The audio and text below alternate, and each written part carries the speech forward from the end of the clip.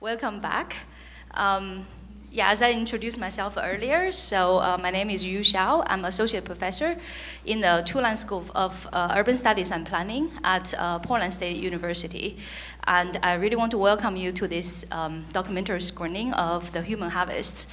And I would say that from my personal experience, it's really hard. It's a very hard topic to talk about for many, many reasons. And both personal and some other issues. And before we begin, I would want to point out that I'm also doing it for a reason, because this topic has been censored by the PSU Confucius Institute. And there's a coalition on PSU campus actually against the Confucius Institute, because in their presence, topics like this was not discussed. And I'm really shocked by the documentary, saying that if we have taken actions earlier, right, many people would not have died. So, but anyway, so I think it's good that today is an opportunity to get together and discuss the issue, and hopefully we'll trying to find a solution to the problem. And another thing I want to point out is this event is not to bash China, because some people may say, oh, you are bashing China. No. I grew up in China, and I love China dearly. I love the Chinese people dearly. And I think the way to be true good friends is to help your friend to become better. So here we're doing this to disclose the problems, ongoing problem in China, so that we can help China to get better. And also this topic of human harvest and illegal organ harvesting is really relevant to everyone here in the US and also in Oregon. I want to point out that because what I got from the documentary, it's not only the Falun Gong practitioners, the Uyghurs, Tibetans, House Christians, they were killed and they were victims of this crime. It's really everyone involved, including the policemen, the doctors, right? And then the patients who receive the transplant, and also the patient's family members. So if I imagine that, there are people in Oregon, they may need organ transplants, and they may, if we don't inform them about this, they may go to China and regret later. So why do we want to do that, right? So, I think it's protection of our own citizens that we need to make this issue public, and also generate awareness of it, and hopefully that we can work together to find a solution. So without further talking, and I want to invite you to join me to welcome Dr. David Matas, international human rights lawyer and 2010 Nobel Peace Prize nominee.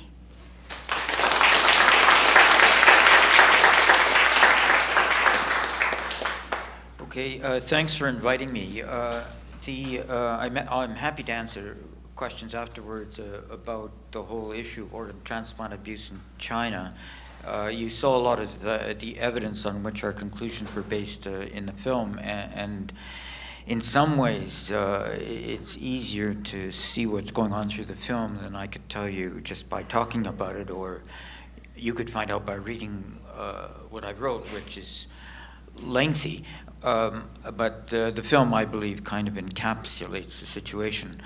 I thought before I did open it up for questions, I'd say a few words about what could be done locally in Portland about this issue, because there's a tendency to, when you see something, a grave human rights violation, large numbers, far away, different country, different language, different culture, there's a tendency to feel a sense of helplessness, a sense that it doesn't affect us personally, a sense of remoteness. And there are a number of things that can be done in Portland about this issue. And I think it's important for a number of reasons to do that. One is to avoid complicity.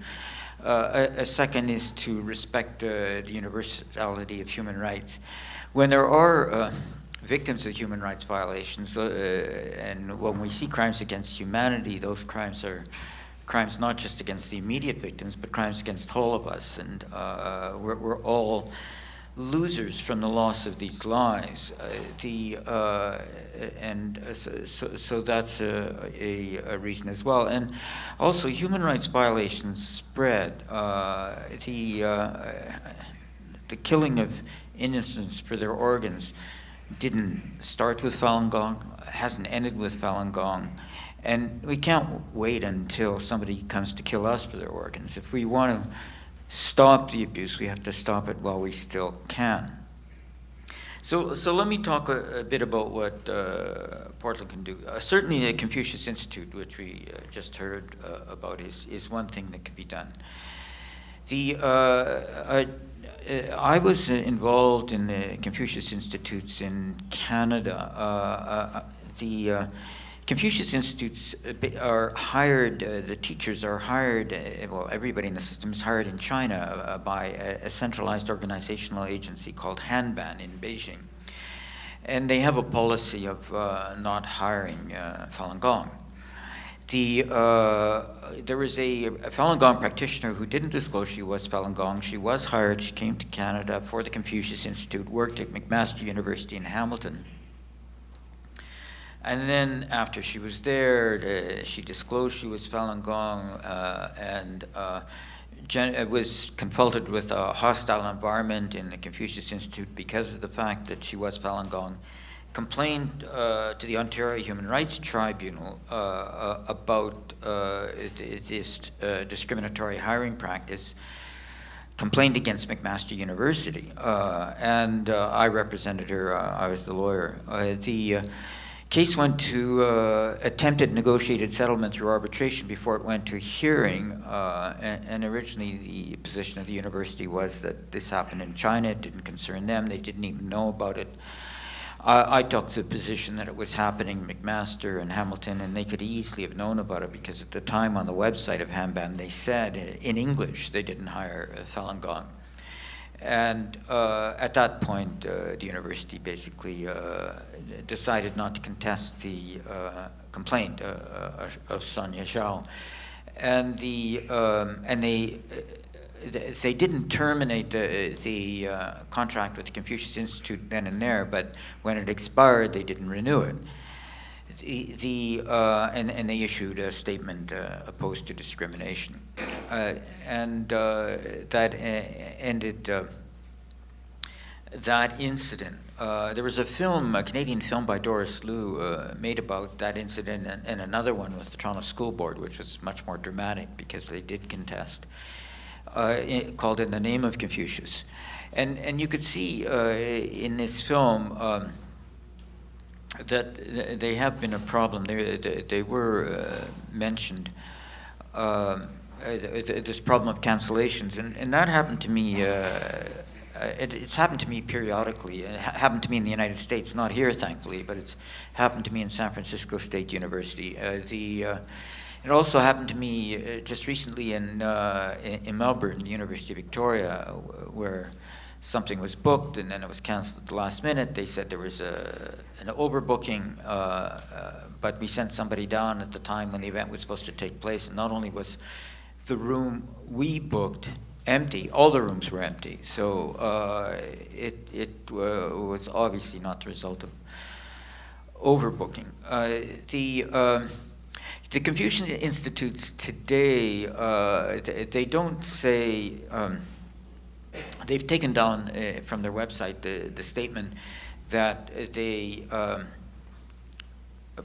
prohibit employees of Falun Gong, but what they do say in their bylaws is that the laws of China must be respected. If you look at the Criminal Code of China, it bans superstitious religions and weird sects that undermine the operation of the laws of China. And that sort of law is inconsistent with American law, with Canadian law, with laws in democratic countries that respect freedom of religion and freedom of expression. And so basically this prohibition against the hiring of Falun Gong is carried forward in another form, and that's a problem. After the McMaster incident happened, the Canadian Association of University Teachers passed a resolution that all universities should prohibit or withdraw from Falun Gong, And some in Canada did. The American Association of University Professors passed a similar resolution, and there was a number of cancellations in the U.S., University of Chicago, University of Pennsylvania. As I understand it, the contract between the Confucius Institute and Portland State University is over. It carries on an interim basis, subject to renegotiation. The contract ended in February, so the renegotiation process is continuing, and I would suggest that the contract not be renegotiated. The problem isn't just the fact that the discriminatory hiring practice, so that's pretty obvious because you can see it even in kind of roundabout form on the website, but there are other problems as well. In some universities, I've been told that the Confucius Institute staff are used by consulates and embassies as a form of spying on Chinese nationals to make sure they don't get involved in activities that the government considers anti-communist. There are also, of course, I mean, to teach any language, you need materials to teach language, and the Chinese language materials that the Confucius Institute uses are very ideological in supporting the communist history version of events, and they're very tendentious. It's also quite unusual for language institutes to be housed in universities. The Alliance Française for France, British Council for Britain, Goethe Institute for Germany, these institutes typically are not found in universities, and they exist independently. The Confucius Institutes tend to cater to universities. I mean, partly, obviously, the Chinese like it, but it's become a money problem. The Chinese have lots of money, the universities need money, and I've made the analogy between, and with China, money is, they use money the way crack dealers use crack. You get addicted to it, and it's very hard to get off it. And initially, the offer looks appealing. It doesn't look like there's strings attached. The strings just become apparent when the institution starts operating. And so anyhow, I think that's one thing that could be done.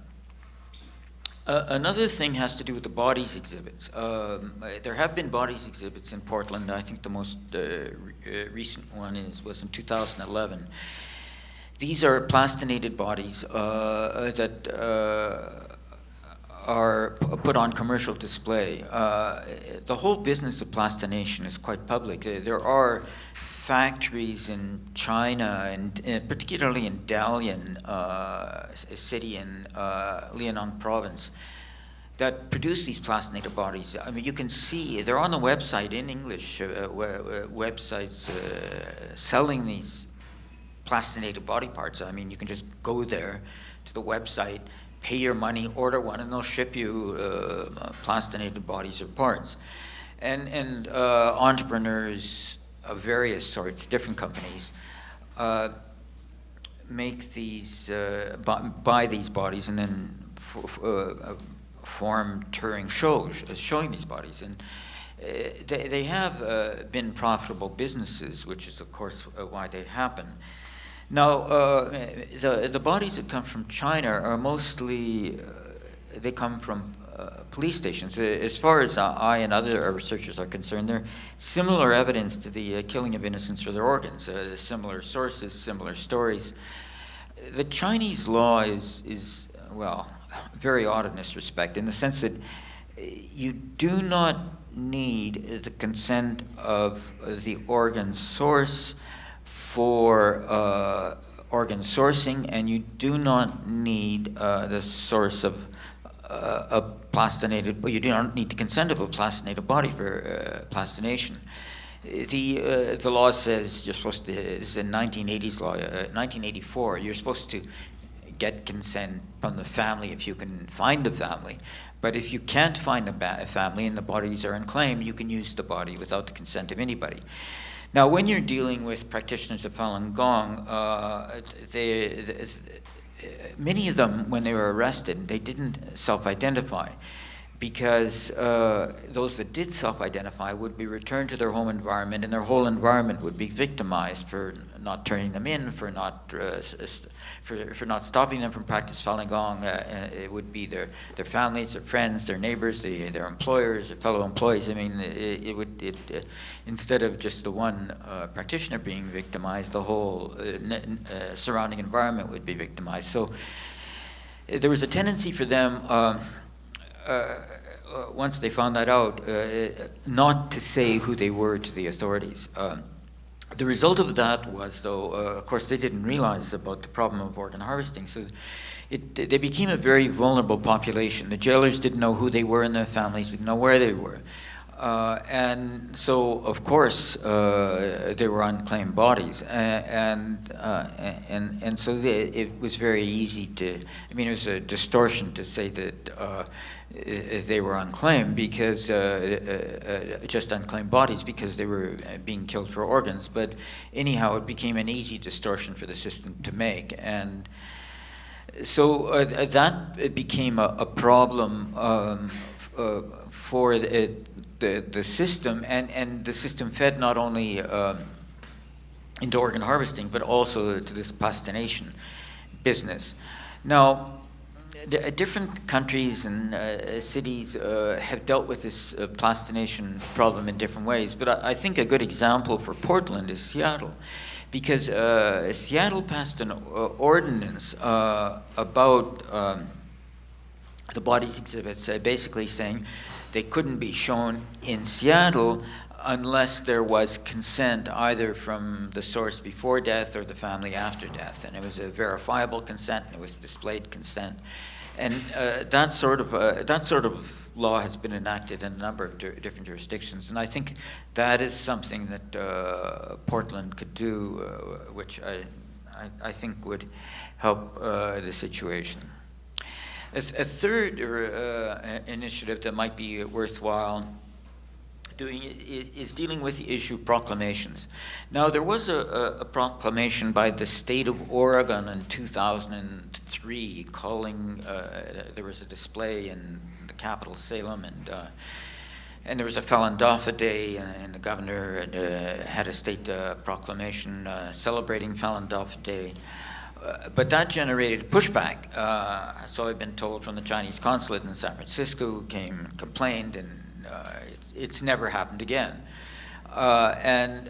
So I think it would be useful to have these sorts of proclamations in the state of Oregon, in also in the city of Portland, as a form of kind of standing up to the Chinese embassy or consulate. One could go further than that. There are a number of state legislatures across the United States who pass resolutions condemning the persecution of Falun Gong, calling for an investigation into the killing of Falun Gong for their organs in the state of Oregon.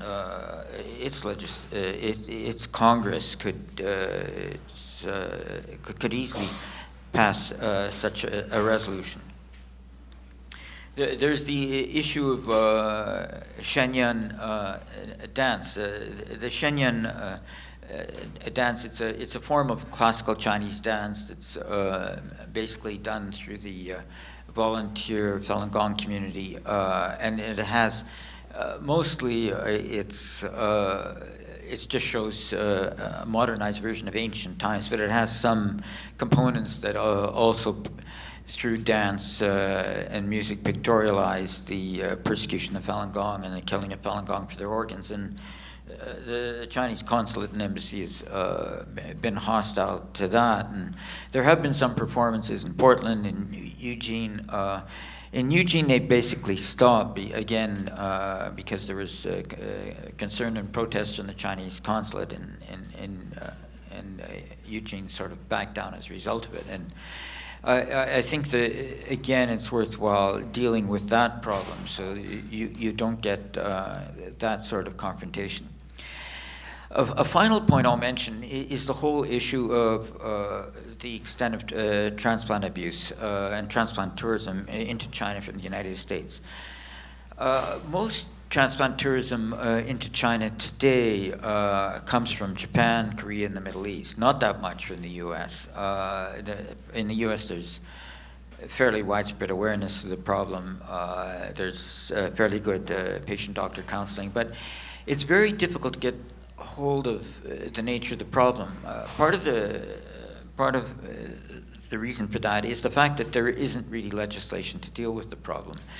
What the United States needs, and in my view all countries need, is extraterritorial legislation, which penalizes people who go abroad and are complicit in transplant abuse abroad. The brokers, the advertisers, the people who refer, the middlemen and women, and that's not the law right now in the U.S.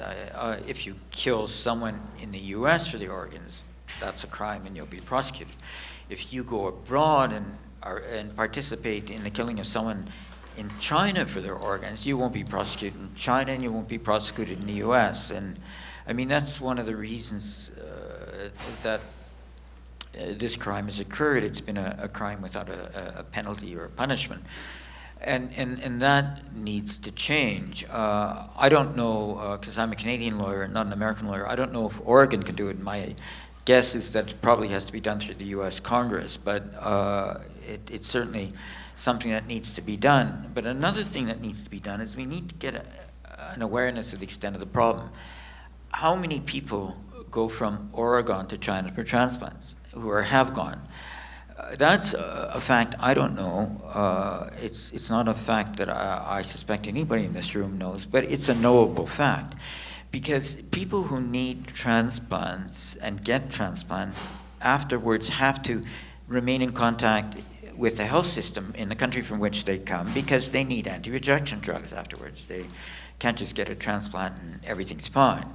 And so I mean, typically what happens when somebody goes abroad for transplant is they're on a waiting list for transplant, then they disappear from the waiting list, they come back, and then they're on anti-rejection drugs. So obviously in that situation, they've got a transplant abroad. How many are these people? Where did they get the transplants? The health system would know. The health system in Oregon would know for the people who've come back to Oregon. But those are not public figures, and they should be. I mean, obviously one has to protect patient confidentiality, but there's no patient confidentiality being breached by aggregate statistics. So that is certainly information that should be garnered. So that's kind of a small action plan for Oregon, dealing simply in Oregon with how to deal with this phenomenon, and Portland in particular. So maybe I'll just stop there, and I'm happy to answer questions either about Oregon or Portland, which I'm sure everybody here in this room knows more than I do, or anything else about this file. And you already have a question. Okay, sure. Really only one question. It's more directed at us. I became aware of it through times many years ago, but I basically, I'm asking myself, why am I not more aware other than this little newspaper? But why would Eugene or any similar city say, with some pressure from the consulate, that will abdicate? It says more about who we are than the problem in China. Can you address the question about what was the reasoning behind Eugene and similar cities that said we'll cow-tie and we will not be a focal point? Well, I mean, obviously I can't speak for the people of Eugene. I can only kind of give you a speculative answer, but and I mean, what happens in Eugene is not a unique or isolated phenomenon. I mean, it's on the contrary, a widespread phenomenon. And so what I see, I mean, the general question is, why don't people stand up? Why don't people do more? Why isn't it more widely known? And I think there's a number of different answers to that. One is, I mean, you are dealing with Falun Gong, which means nothing to most people. I mean, these are words that mean nothing in English. I would say people are not generally that familiar with what Falun Gong is. So that's one problem. Another is, well, if you know what Falun Gong is, there's two problems with getting to know what Falun Gong is. One is you've got a lot of counter-propaganda from the Chinese government that is basically slander, incitement to hatred, kind of weird allegations. And for people who don't know what Falun Gong is, they hear different things coming from different directions, and they're not sure what to make of it, so they become uncertain. That's the second problem. The third problem is, well, I mean, Falun Gong is sort of, factually, it's a blending and updating of Chinese traditions, exercise and spiritual traditions. And it's a modern form of Taoism and Buddhism combined with the exercise tradition. And I would say generally we're in a secular age, or becoming more secular over time, so that there's kind of, people don't really question the old-time spiritual traditions, but they're a little bit more uneasy about the more modern spiritual traditions, not just Falun Gongs, but others as well. So that's a third problem.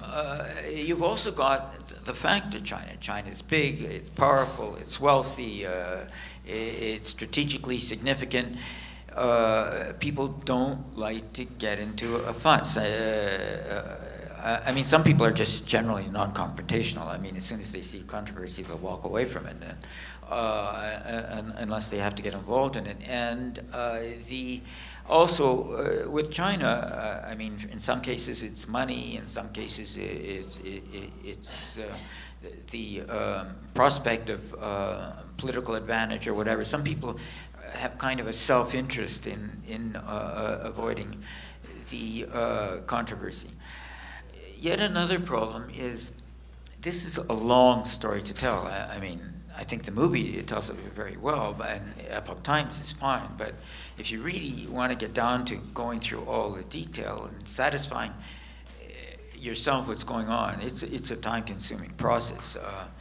What I did with David Kilgore and Ethan Gutman and some researchers helping us is we went through hospital websites to see what was happening hospital by hospital in terms of transplant volumes.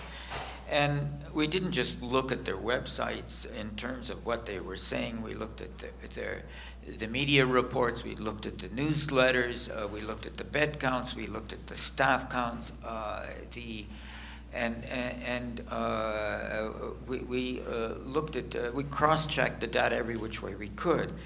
And of course it's all in Chinese, and we had to get interpretations, and it's extremely laborious. And it's all posted now, and you can read hospital by hospital for hundreds of hospitals, but not that many people have the patience to do that. And so I think, I mean, a lot of well-known news stories are very easily captured by visuals, which can be, you can just see it in 30 seconds. But it's hard to show this in 30 seconds. Yet another problem is, I mean, I can tell you that innocents are being killed in the thousands, in the tens of thousands of their organs, but it's not something that, it's something new. It's not something that we've seen historically. You saw in the film Felix Frankfurter being quoted saying, I'm not saying you're lying, I'm just saying I don't believe you. And there is another documentary on this issue, which is actually called that, Hard to Believe. When people just hear this, they find it hard to believe, just because it's so out of sync with what they've known from history, what they've known from other experience. I mean, what's happening in China hasn't happened anywhere else, isn't happening anywhere else, and of course, that's part of it. We do have also, in addition to Chinese slandering Falun Gong in every which way imaginable, a rolling cover-up. Anytime we cite a data source, the Chinese take it down. For instance, there's 4 transplant registries in China. The heart, liver, lung, and kidney, and individual hospitals report to those registries. 3 of them are in mainland China, and 1 is in Hong Kong, the liver transplant registry. And when we began our work, the Hong Kong, because it's part of China, but it's more open than the rest of China, and so they actually reported aggregate data. And after the persecution of Falun Gong began, you could see that liver transplant volumes went way up. And so we quoted that in our report, and it disappeared. You can still, through the Wayback Machine, the archive, see what we saw, but the data stream for the future disappeared. And I met at some conference Wang Heibo, who at the time was the head of the liver transplant registry, and I asked him, why do you shut down access to this data? And he said, well, I didn't like the way people were using it. If people, people can still get the data, they have to ask us for it, they have to tell us how they're going to use it, and if we agree with the way they're going to use it, they can have the data. So that was, there's a lot of, it's not just that they hide data, but they start producing phony data. And so they'll say, our real transplant volumes are this, and they give different figures every year. And there's an academic article that was published recently using a mathematician in Age, showing that, I wasn't involved in the article, but I was familiar with it, that showed that the data that the China produced for transplant volumes can be and are generated by a mathematical formula. It couldn't be real data. But the problem it's not just they're hiding things, but they're making things up. And so it takes a bit of sorting out to go through that. So it's a combination of all these. I commend you on your perceptiveness, but you're the exception rather than the rule. I'll say no more. There's more questions to ask. Yeah. What's so interesting is how we react. We're working on a resolution. I believe we still have, at the Congress, haven't decided how to respond to this issue, or has America responded to China directly? Well, there were hearings in Congress about this, and I participated in them. There was a hearing of two committees, and you can read the transcript, and I think it's even on the internet. Chris Smith and Dana Rohrabacher were the co-chairs, or the two chairs of the two committees that held the joint hearings. And they were, they were obviously asking questions, but they really knew the field and were asking the right questions. And Congress has, I think it's called Resolution 343, House Resolution 343, which was passed in, I think, 2017, which condemned the persecution of Falun Gong. It's sort of like what I was talking about before, called for an independent investigation, referred to the persistent and credible reports of organ transplant abuse in China. So there has been a recognition at a congressional level, yes. The problem isn't, I would say, a total whitewash. The problem is not enough, too little, too late, more can be done, and including in Congress. Congress, states, cities, they've got a lot of things on their agenda. And the problem isn't, I wouldn't say that there's a lot of disagreement. It's the problem giving it the priority, giving it the time. There are some people, of course, cowed by China, and that is a factor. There is a Congressional Executive Commission in China which produces annual reports, and on the whole, they've been quite good on this. Department of State less so. They produce annual reports. I think in the 13 years since our report came out, they've just mentioned this issue a couple of times. So I think there's something there, but not enough. I guess that would be my reaction. Yes. So I have a quick detail question and then a bigger question. The detail question was when you were the overbooking, the so-called overbooking in Melbourne.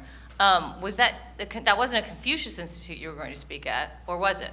No, I wasn't speaking at the Confucius Institute. No, I never spoke. Right. No, I was speaking at a university that had a Confucius Institute. Okay. So are you familiar with Sophie Richardson's 12 Points Code of Conduct for Universities that she just issued in March? And so it's to try to hold administrators accountable because for things like that.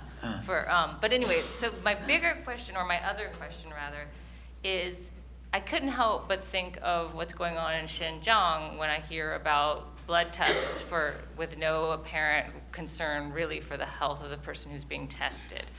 To what degree have you heard any rumors or reports that organ harvesting might be happening at the detention camps and among disappeared Uyghurs?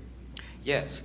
Well, first of all, this killing of people for their organs in China started with prisoners sentenced to death and then executed.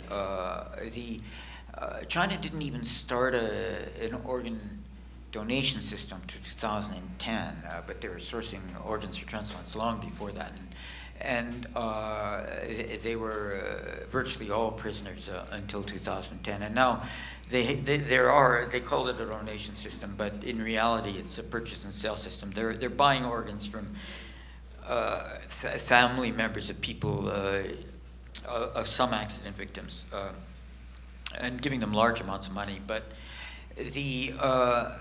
before that, it was all prisoners, started out prisoners sentenced to death, but the next wave was Uyghurs in Xinjiang.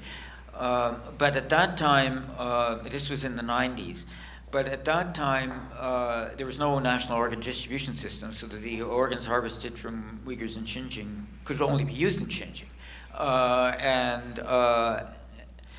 And then, so the system was kind of institutionalized as a killing prisoners for organ system.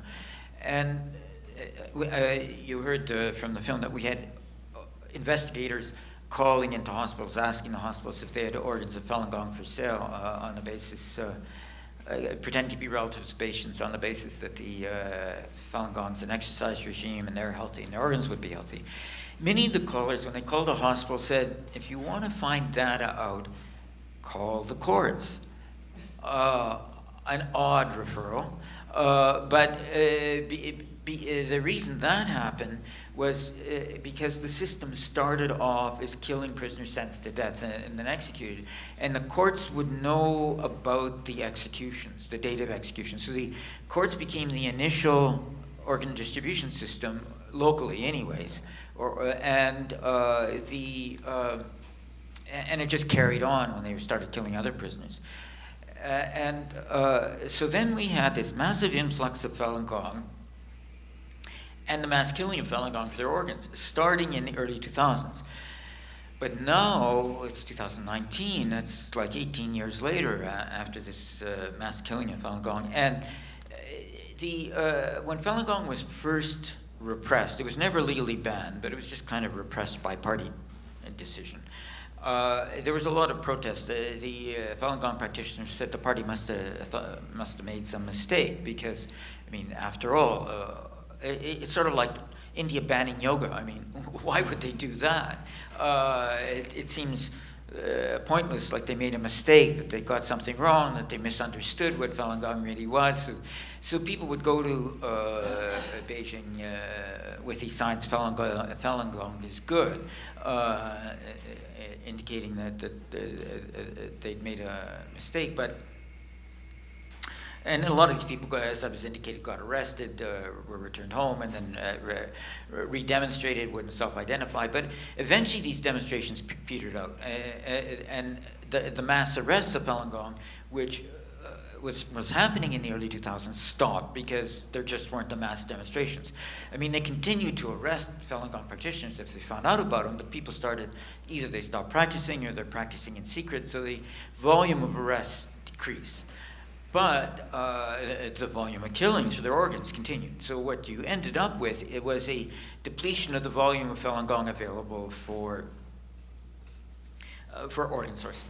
In the meantime, China developed an organ distribution system, which they didn't have before, and they were continually involved in organ transplant experimentation. And one of the things they were looking at was expanding the time that the organ could survive outside the body without deterioration before transplantation in another body. So the combination of those two, the organ distribution system and the increase in survival time of the organs, meant that organs could be taken from Xinjiang and distributed throughout China.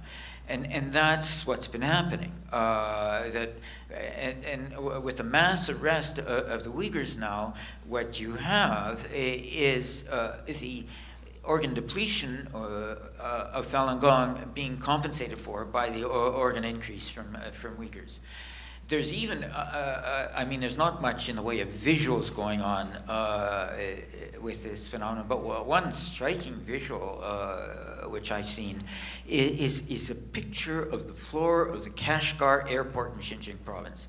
It's a green arrow with words printed on it in Chinese. It's sort of a VIP exit line for diplomats, VIPs, and for people transporting organs.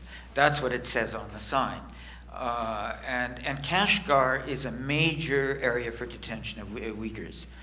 So yes, and I mean, to me, this is a very graphic example of the principle I talked about at the beginning, the need to stop human rights violations, abuse at the moment they occur, or combat them at the moment they occur, because otherwise they spread. If there'd been more of a protest against the killing of Falun Gong for their organs from the time when it started in the early 2000s, the Uyghurs wouldn't be suffering now the way they are. And if we don't do something about the Uyghurs, it's going to go on to yet another population. And indeed, the Chinese are trying to export organs now from this unending source of organs they have. So it's a very kind of real, practical example of the principle that human rights violations spread. Yeah. I'm going to stop here for a moment because we have like Falun Gong practitioners who escaped from prison in China, and they're going to say a few words to us. So, and Dr. David Matas will have open meetings from 3 to 5 in room 512. If you want to have more questions and discussion with him, feel free to do that. 3 to 5 in room 512.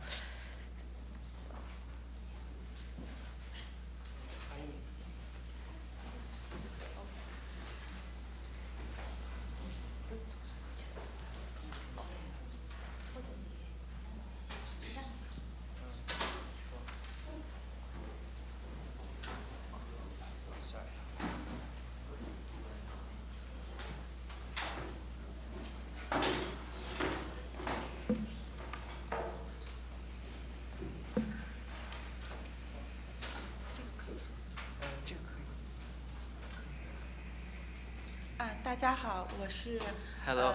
来自中国北京，我叫岳金李。Hello everyone, my name is Yuejin Li. I come from Beijing, China. 这是我的儿子凯。I'm her son, Kai. 我是1996年开始修炼法轮功。I started practicing Falun Gong from 1996. 然后在2001年。第一次被抓，我总共被抓了4次。2001年第一次被抓。She is arrested 3 times. The first time she was arrested was in 2001. 这是我修炼，就是镇压法轮功之前修炼的照片。This was her picture from before practicing Falun Gong. 然后第二次被抓的时候是2001年4月份。不对，是2002年4月份。The second time she was arrested is in 2002年4月份。It was in April 2002. 因为当时我的儿子才6个月大，所以被取保候审。Because my son was only 6 months old, so there was a deferment. 然后之后又被关进洗脑班。1个月。She was also put into a re-education center run by the Communist Party for 1 month. 然后在2008年北京开奥运会之前，再次被抓，被劳教2年。She was also arrested again in 2008 before the Beijing Olympics for 2 years. 当时被抓进劳教所的时候，被全面体检。照 CT、X 光，还有验血。She was put through a lot of body examinations when she was arrested in 2008, including CT scans and blood checks. 然后因为我坚持不背叛大法，不转化，然后被劳教所强制管制。Because she refused to give up her practicing Falun Gong, she was detained. It was through the re-education through labor program. 这个是我的劳教票。This is the notice given by the Chinese government for the decision of re-education through labor. 当时劳教所，我所在那个大队10多个队长把我当做攻坚项目，就是转化的对象，10多个队长在负责我转化。There was around 10 prisoner guards to try to re-educate her, using her as a special subject for re-education. 然后他们用的手段就是10几个人不让我睡觉，不停地在跟我讲，不让我思考。There was one of their methods for re-education was sleep deprivation, where there will be 10 prisoner guards to try to keep her up from sleeping. 然后还控制我的那个大小便，可以吃饭，可以喝水，但是不允许上厕所。There was also the restriction on the use of bathrooms, which she can eat or drink water but cannot use a bathroom. 我曾经被他们被迫大小便排泄在裤子里面。那你就说就是没法大小便，然后就那什么。She was forced to defecate without using a bathroom, where, yeah. 然后他们在我的饭里边下药，然后致使我的那个思维不能集中。There was also the use of drugs by putting the concentration camp would put drugs in her food, and then cause her to unable to concentrate by thinking. 在这个期间，他们再次给我抽血，就从我这里抽了2罐。就这么多的血。There was a second time where they did a blood examination by extracting blood from her arms. 在后来我几乎要精神崩溃的情况下，大概有1个月的期间，突然有一天被转送到山西女子劳教所。So by the time where she was about to have a mental breakdown in months, they transported her to Shanxi province, where there was another labor camp. 然后在那里面，他们把我和吸毒的关在一起。They put her alongside drug addicts. 然后就是还是迫使我放弃信仰。They still try to force her to give up her beliefs. 他们曾经连续7天不允许我睡觉。And they did not allow her to sleep for 7 days at a time. 然后就是在这个期间，跟我一起被抓的还有一个阿姨，被他们迫害致死。There was another Falun Gong practitioner who was in prison alongside her. She has since passed away. 后来我一直没有放弃信仰，他们就迫使我每天长期的做奴工。Since she refused to give up her beliefs, she was put through forced labor. 在这2年期间，因为我不转化，不允许跟我的儿子见面、打电话都没有过。Since she refused to give up her beliefs, she was not allowed to communicate with me. 直到2年期限已经到了，他们不得不释放我。Since the time limit was up for 2 years in the labor camps, she was released. 2012年的时候，对，就我出来，出来到美国之间这段时间都是被他们监视居住。Until she left China in 2012, she was under constant surveillance by the Chinese government. 每天我们家楼下有2个人在监视我，然后我去买菜、送孩子去幼儿园，或者是去任何地方，哪怕家里来亲戚、去旅游，他们都跟着我。There was 2 people to put her under constant surveillance throughout the entire time, especially during times of festivals. They will follow her to everywhere she goes. 后来他们觉得这样子跟着我太麻烦，然后就给我安排了一个工作，然后就是在单位就天天有人监视我了，就不用专门派人看着我。They also gave her a job so that when she goes to work, there will be people putting her under surveillance at work. 然后直到2012年5月份，我们家有一天早晨突然就围堵了10多个警察要抓捕我，然后在朋友的掩护下，我逃了出来，然后在朋友的帮助下，我来到了美国。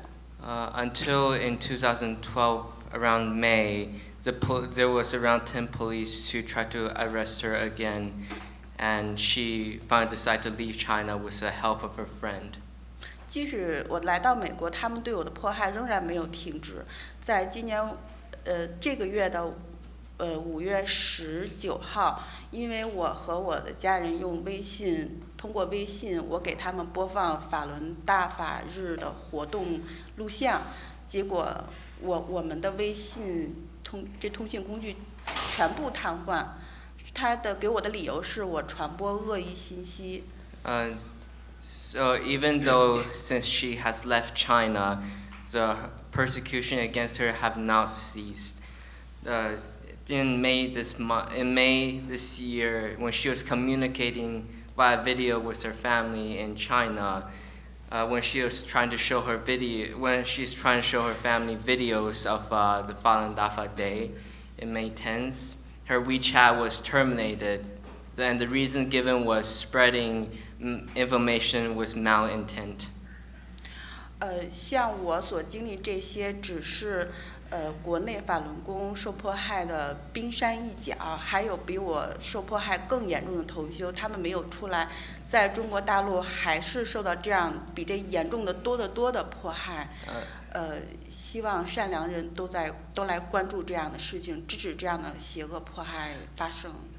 The persecution she has talked about was only the tip of the iceberg of a much larger persecution in China against Falun Gong.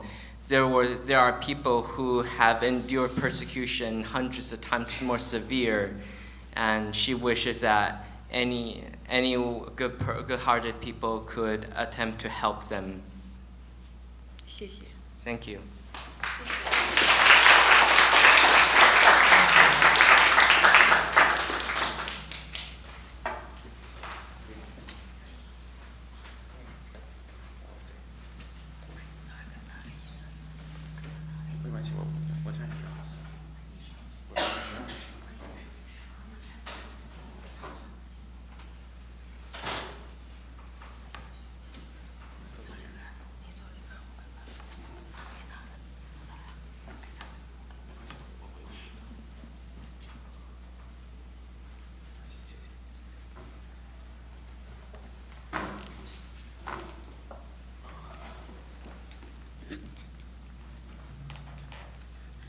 大家好。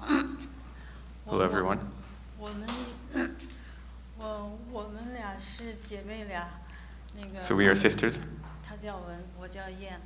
那个我们也是从中国那个逃出来的，就是因为练法轮功不放弃嘛，然后。We also escaped China because of our beliefs, because we persevered in our beliefs. 我的妹妹是因为跟她一样，就是在劳教所被那个食物里被那个下毒吧，然后那个全身神经都遭到破坏。So this is her younger sister, and then she, like her, she suffered nervous damage because of the drugs that they gave her when she was in a labor camp.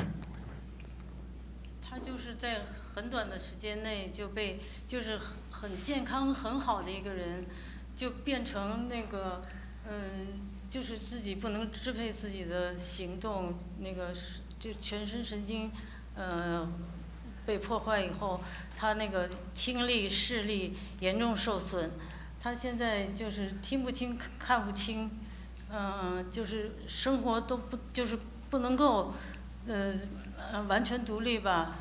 他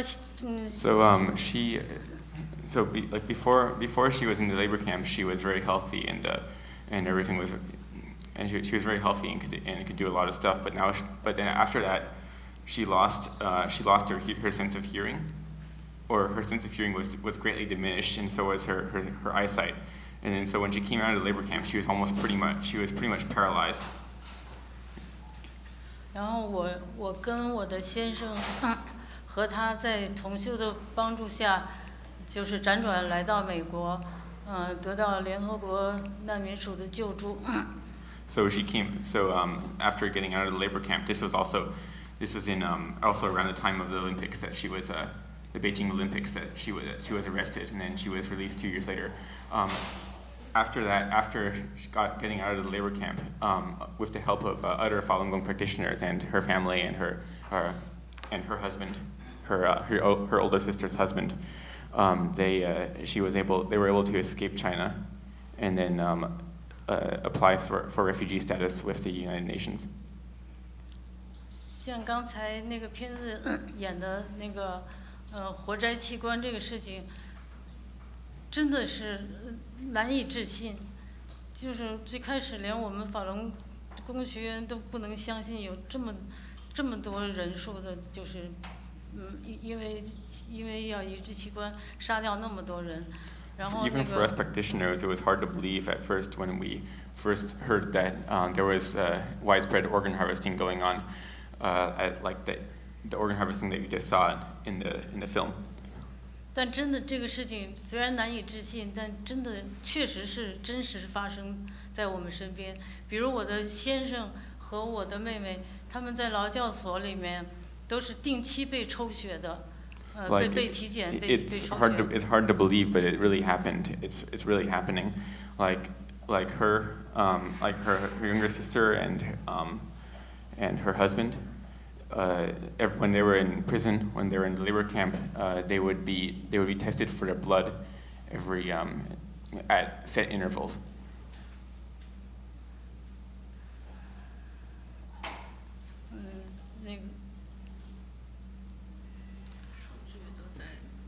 就是说，可以说他们的那个身体的信息都在活摘器官数据库里，就是很多的法轮功学员的数据都在那里面。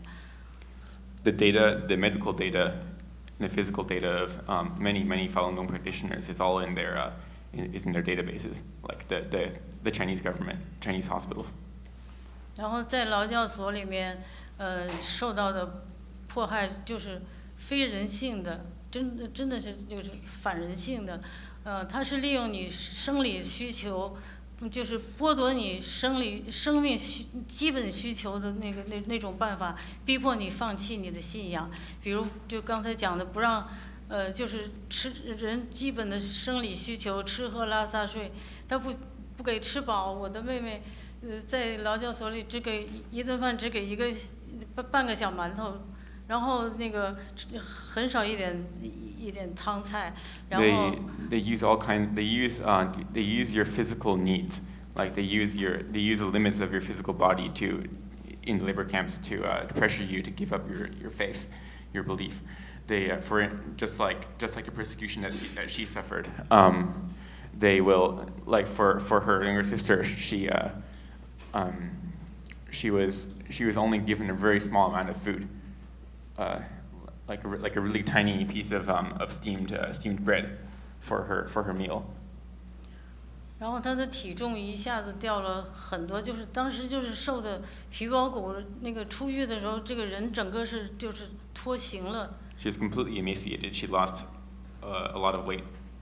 到现在都没有恢复到以前的身体状况。And she's still underweight.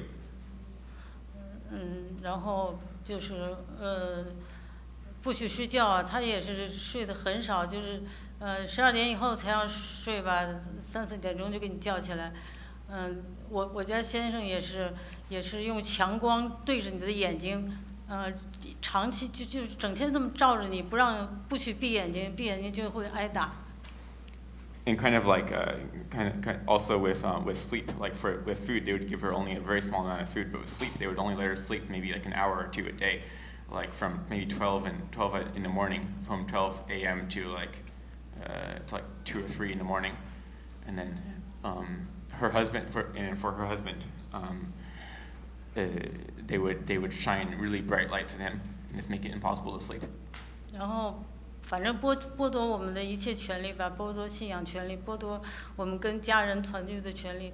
我们家被迫害20年，没有团聚过，Because of the persecution, our family has been separated for 20 years. 然后他那个08年回家，就是为了有一次偷偷跑回家。那天他女儿过了17岁生日，他想给女儿再跟女儿一起过一个生日，结果女儿下午放学还没有到家，警察就闯进他们家，把他给抓走了，然后就导致他被迫害成这样子。For example, in 2008, when it was her daughter's 17th birthday, and then so she decided to go and visit her daughter,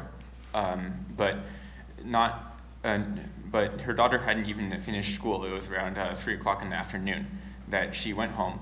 This is her younger sister. Her younger sister went home, and then the police got her, or the police came to her house and arrested her before she was able to meet her daughter. 最让我们不能接受的就是精神上对你那种压力啊，因为我们信仰法轮功不放弃，他就逼迫我们在那个侮辱我们的。我们的师傅，比如把他像捆粽这样捆起来，你不是要修炼吗？就让你盘腿，把你的腿捆起来，放到那个我们师傅的那个画像上。So they would find all kinds of ways to inflict psychological torture on you. Like for instance, they would find various ways to insult or to make fun of the teacher of Falun Gong. Like for instance, they would like in Falun Gong there's like meditation practice where you sit cross-legged. You sit in it's called a double lotus position, and so the police would force you to sit in this position for like a day, for days, and then in front of the picture of Falun Gong's teacher, and then so that's also a kind of torture that they would use. 我也是这样被。把我们师傅的像绑在我的脚上，就是抬起来，你不踩也让你踩，抬起来，把你抛起来扔下去，叫你踩你师傅的像，就是这种精神上各种各样压力，那个就是无法想象的。Like they would force them the police would the guards or prison guards would force them to step on the likeness of the teacher. 反正时间不够了，我也不讲那么多了。反正我希望在中国这种迫害，希望大家能够了解法轮功的好，能够了解中共迫害那个法轮大法弟子这种极大的犯罪行为吧。希望全世界各国的人民能够支持我们反迫害，尽早结束这种那个非人的事情。I won't take up more time, but I hope that. 谢谢大家。I hope that more people can learn the facts about Falun Gong and what kind of persecution it's suffering and help bring it to an end as soon as possible. Thank you everyone. All right. And their names are she's Wen and she's Yen. Yeah.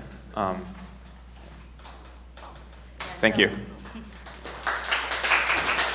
Well, that concludes our session here today because we need to evacuate this place for another event here. So if you want to have questions, talk to them, go to room 512. They'll be there. Okay, thank you for coming.